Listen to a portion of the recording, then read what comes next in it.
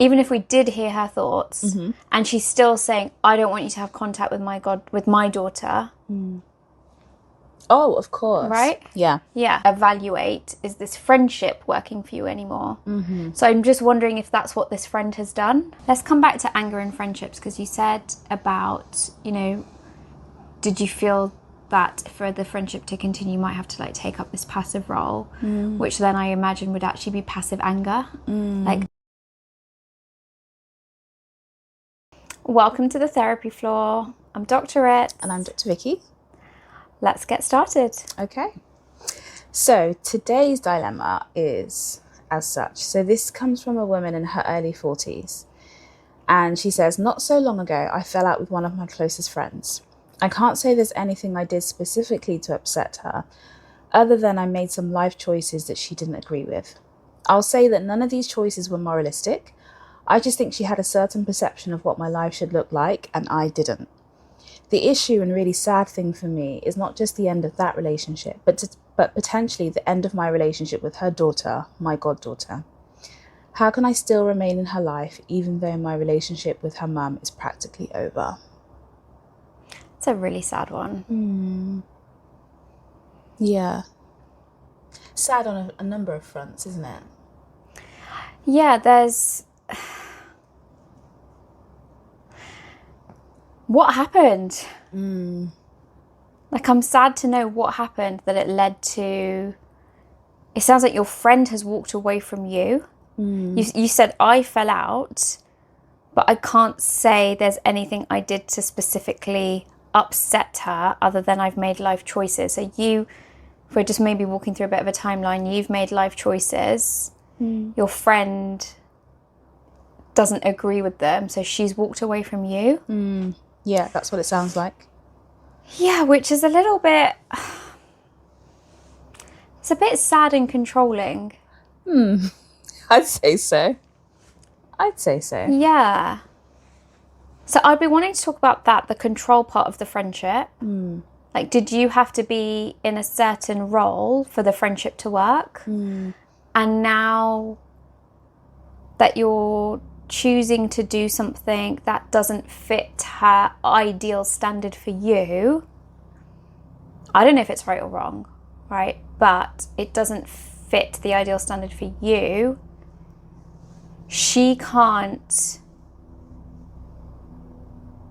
accept that within you. No. Can she? No. She's like, I'm done. Yeah. I'm done. I'm walking away. And so the consequence of that then for you, her walking away for you, is this possible disruption with her daughter, which is your goddaughter. And like, so maybe if I come to that first question, the final sentence, which is your question, how can I still remain in her life? Because it doesn't sound like it's really about your friend. How can I still remain in her life, even though my relationship with her mum is practically over? Ask her. Ask the daughter. Because you have a separate relationship with her daughter. Yeah. As your goddaughter. Does her daughter know much about what's happened? How does her daughter feel about it? Yeah. Does she want to still talk to you? Does she want a relationship with you? Although we don't know the age of the goddaughter. Oh, okay, so fine. that advice may change depending on how old she is, whether she's able to make some decisions for herself or whether she is still under So I thought the daughter was in her 40s. No.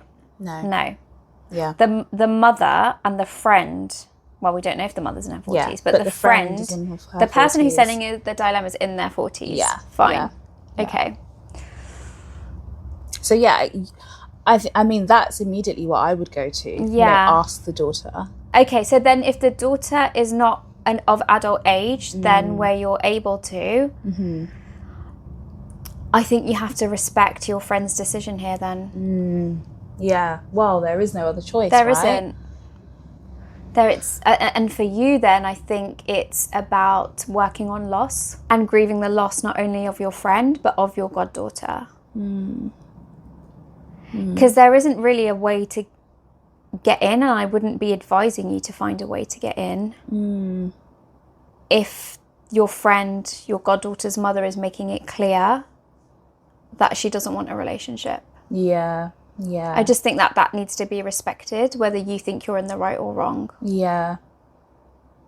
It's tricky, isn't it? Because we can't hear it from the other person's perspective, and we can't hear like what her thoughts are. But even if we did hear her thoughts, and she's still saying, I don't want you to have contact with my daughter. Oh, of course. Right? Yeah. Yeah. Yeah. If you were listening, I just kind of like shrugged. Yeah. What if they still have some kind of relationship? Because she says the relationship is practically over. Yeah. What if they're just like cordial, or they've moved into being acquaintances?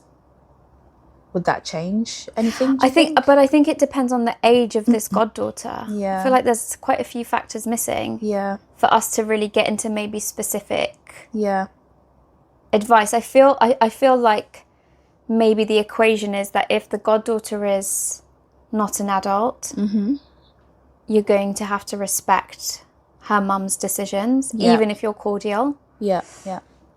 Whereas if she is an adult, then go ahead and ask her. Yeah. Have a conversation with her. Yeah. And maybe even, if you have that cordial relationship, let your friend know. Yeah, you can still be transparent with it, can't you? Yeah, I don't think it has to be sneaky. No. I mean, I don't know. I don't know if she has a conversation with her ex-friend about this, about her continuing to have a relationship with her daughter if she is an adult, because her daughter may want to know, well, why are you two not friends anymore? But maybe she does. Yeah. That's what I was saying. If you speak to your friend first to let her know you want to have a relationship with her daughter still, you're going to have a conversation with her. Then have the conversation with the daughter, and the daughter might be like, "Well, I know my mum's side of the story. Yeah. I don't want to get involved. Yeah. Because I've got a relationship with you." Or she might be like, "I know my mum's side of the story. I think my mum's wrong." Or she might be, "I know my mum's side of the story. I don't want to know you." There's loads of outcomes. There's quite a few scenarios that you could. Yeah. That could happen. Yeah. She might have her mum's back. Yeah. It is really sad because you still want to have her in your life, your goddaughter in your life, but also for her to have even been your goddaughter in the first place. Like you said, she was one of your closest friends. And the loss of that, I'm sure, is really painful, But I just think it's interesting that she's not saying, how do I repair my relationship with my friend? Do you think she should be? I don't know, but there's just nothing about the friend. Yeah. It's this has happened with the friend, and I want the goddaughter. Yeah. Yeah. It's not like, how can I maybe have a conversation with my friend? How can we agree to disagree? There's just it doesn't feel like there's any want or desire for a communication with her friend. And I feel like our response, but being that we're getting at the sadness, is going to go towards that. Yeah. I don't know if she wants that. Yeah, she may. It just feels like she doesn't to me. She's kind of like, yeah, she's done with it. Yeah. She's done with it. Yeah. But are you doing that as a protective mechanism because your friends walked away? Or do you like, fine, if you walked away from me? I think maybe there is some level of, I can't accept that my friend would fall out with me or walk away from me because my life is not according to her standards. Yeah. Are you angry at your friend? You know, can we be angry in friendships? Does it have to be over? This is a good question. This is what the dilemma's about. This is a good question. Can you be angry and have a relationship survive, a friendship survive? I think so. I think so. I don't think it's easy. No. And I think it will just like be... I think it will have such a physical reaction in you. Like you'll have such a somatic experience to the uncomfortableness of it. Yeah. Yeah. It depends what the person has done. It depends what the rupture is about. Yeah. Let's go with this one. I think this one is hard to come back from. I mean, if I was speaking to her friend that has walked away from her, I would be questioning, what was your friendship based on? If I were talking to the ex-friend or the friend that walked away, I would be questioning, like, what was your relationship? What was your friendship based on? Was it based on living similar lives? Like, I think it's a huge thing for you to decide, I don't agree with how you're living your life if it's not a moralistic one. It's not like anyone is doing any harm. It's not like unethical. If you just don't like what she's about, is that a good enough reason to sever a close friendship? Do you know what I mean? I think that would be enough to sever a friendship that wasn't really strong. Yeah, I see that and I hear that. I'm just gonna like flip it a bit. What if this is now if I'm just gonna be like the friend, and what if this is a pattern that's kept occurring throughout their friendship, and this has been like the last straw? Yeah. Like I'm making a choice to maybe go back to a relationship that my friend thinks is toxic, because I see this happen quite a lot in friendships when it comes to the therapy room. Yep. And sometimes we might be getting the friend to think it's okay for friendships to outgrow themselves. It's okay to sometimes walk away from a friendship when you feel like your values are not matching, when you are maybe trying to get them to see a perspective they don't necessarily want to see, or you have different perspectives. Like, it's okay to be different. And if that doesn't work for you anymore, then you need to re-evaluate, is this friendship working for you anymore? So I'm just wondering if that's what this friend has done. Yeah.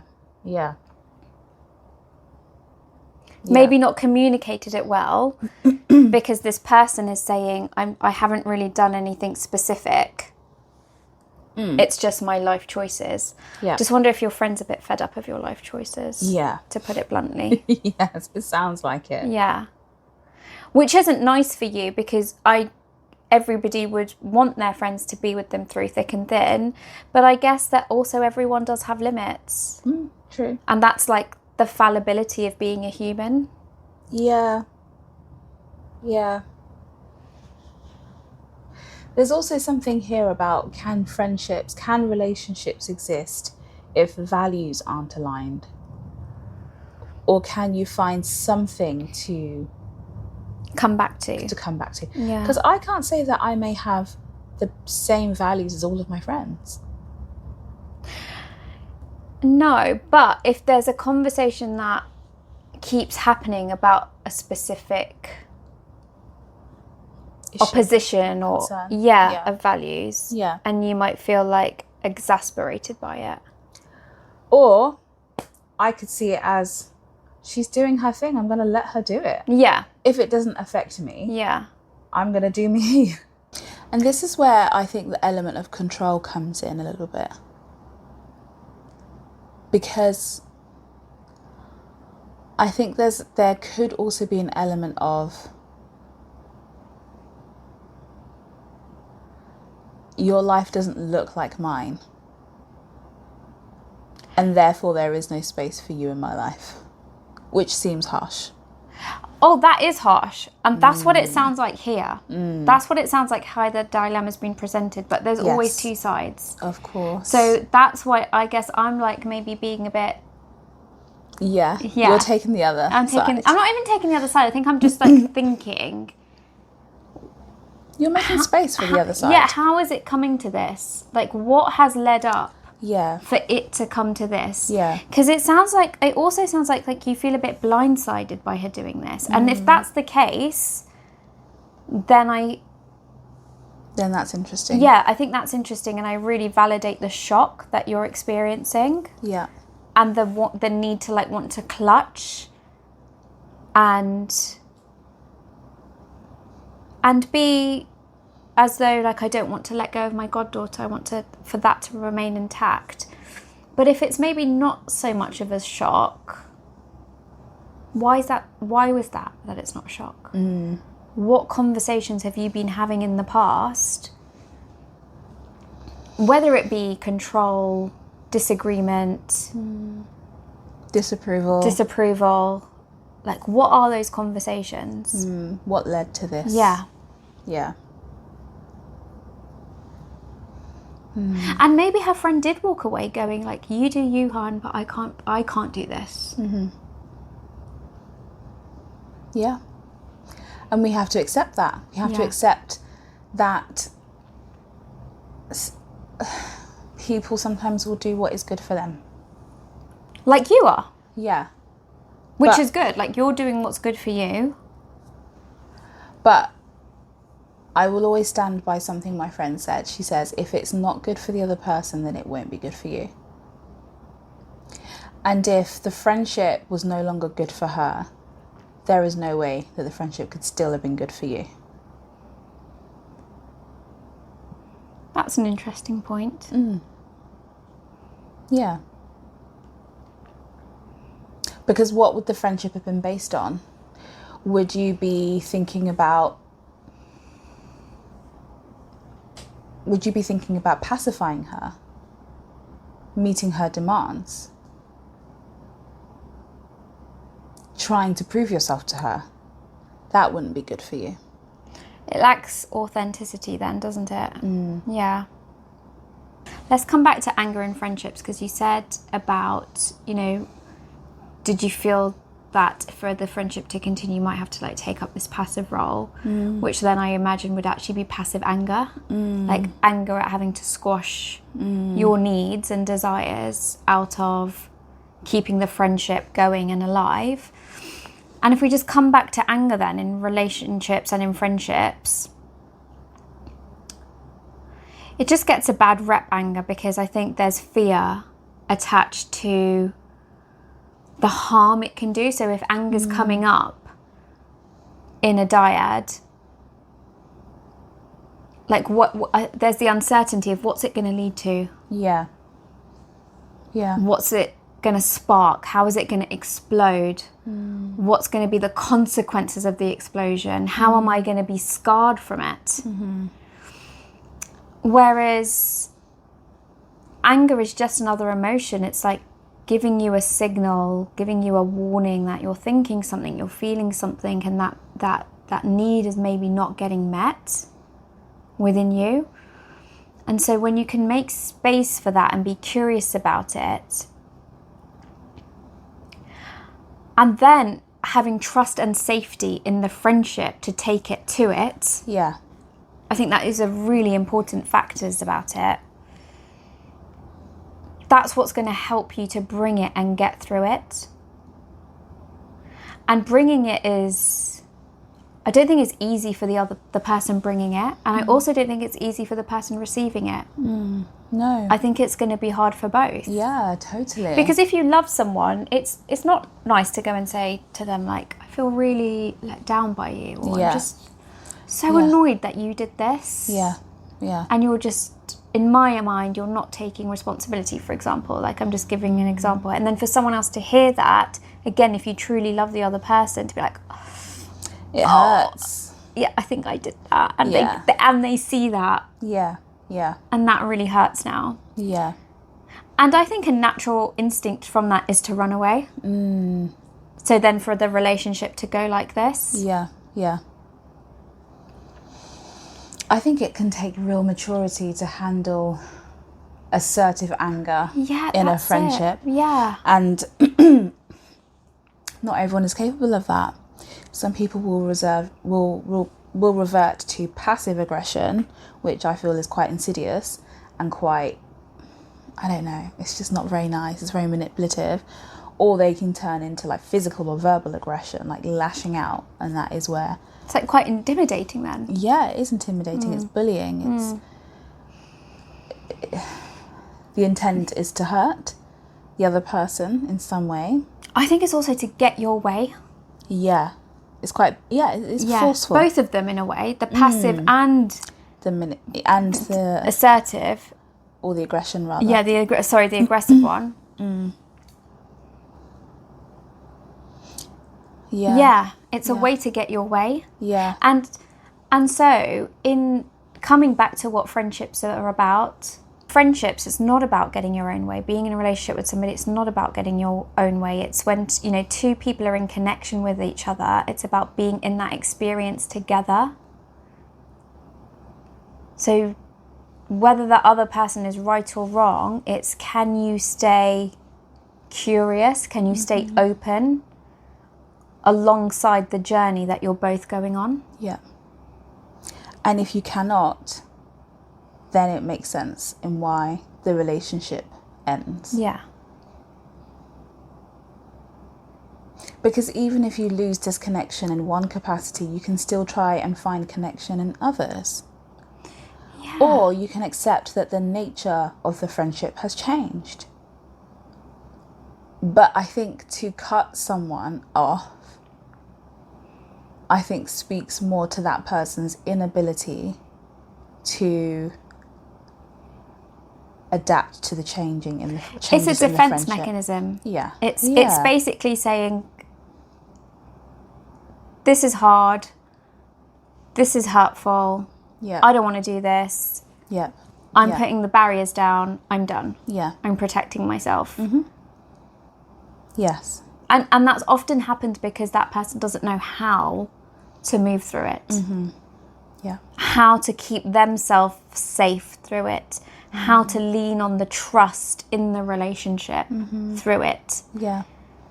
I guess to bring that to light, if we trace it back to a parent and child relationship, what it looks like is when, like, let's say a parent says to a child, please don't do that, or please don't jump on the sofas, and then the child continues to jump on the sofas, and then the parent's like, I told you not to jump on the sofas, and then the child is upset, but hopefully the attachment is there, the healthy, good, safe, secure attachment is there, that once that child is over the upset of the parent, like, putting that boundary down, they're able to internally feel, I'm safe, I'm loved, I'm held, because the parent can come back and show them that yes, I'm cross at you for doing this, and I've asked you not to do this, and you've continued to do it. And I'm going to make you stop doing it by taking you off, but okay, now you need a cuddle, fine, you can have one.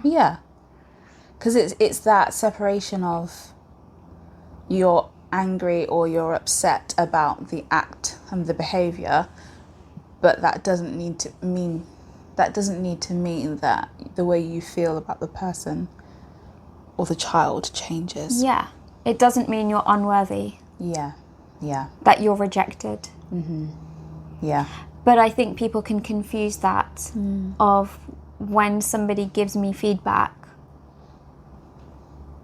that I've done something, I misconstrue that to I'm unlovable, I'm not good enough. Yeah.